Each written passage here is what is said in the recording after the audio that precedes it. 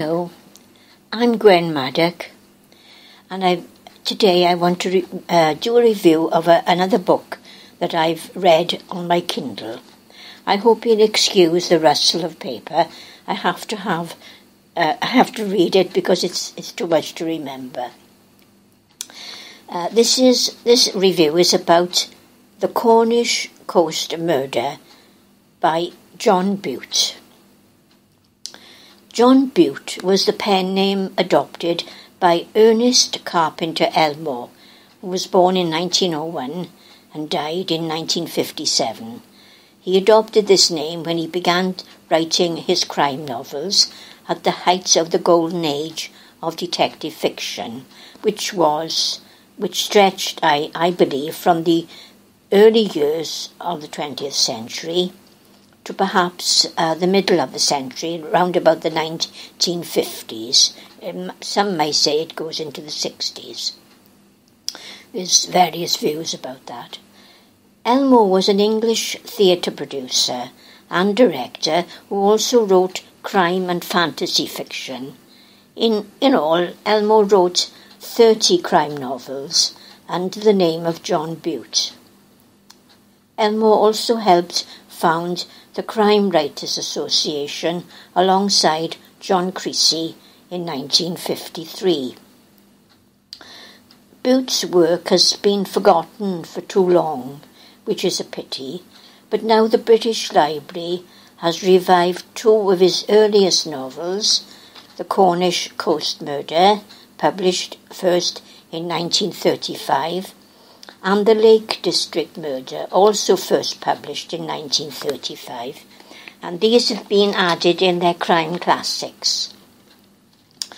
Now, these two books I bought for my Kindle, the e-book version.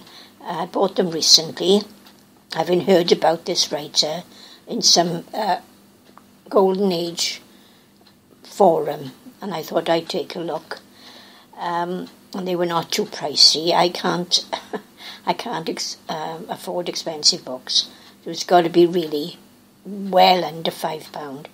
Well, under £3 for me. But anyway, this one was $2.99.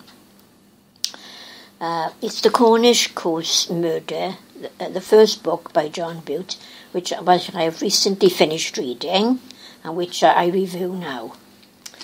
The scene is set in a very quiet, almost backwater, a quiet fishing village on the Cornish south coast.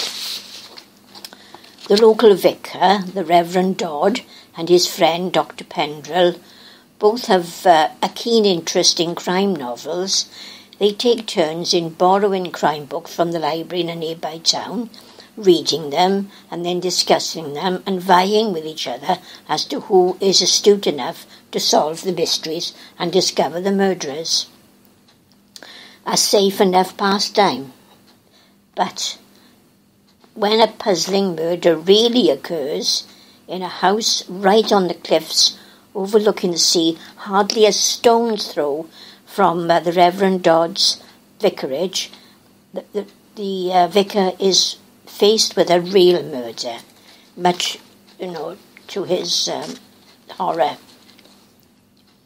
The local police, in the shape of Inspector Bigswell and the local Bobby Grouch, have very firm ideas as to who the murderer is, much to the Reverend Dodd's dismay. So the vicar sets about solving the mystery himself, using the skills he adopts for solving the fictional crimes he reads. The book is well written and entertaining. The characters are believable and lively. I liked it very much, particularly the Reverend Dodd and the Police Inspector Bigswell. They were very good, and Grouch too. I had my eye on a character which I felt sure was the murderer, but I was wrong. I give this book 4 stars. It would have been given 5 stars, except that I felt the solution as to how the murder was committed was rather hard to believe. I still my doubts about that. Nevertheless, this did not detract from my enjoyment in reading the book. I do recommend it. At some point I shall be reading John Bute's second novel, The Lake District Murder. It's an interesting point that Bute did not continue with the Cornish setting as many writers have done in the past. He's got a new setting for the next book, the second one, The Lake District Murder, and so I'm very curious and interested to see who the characters will be in this second book.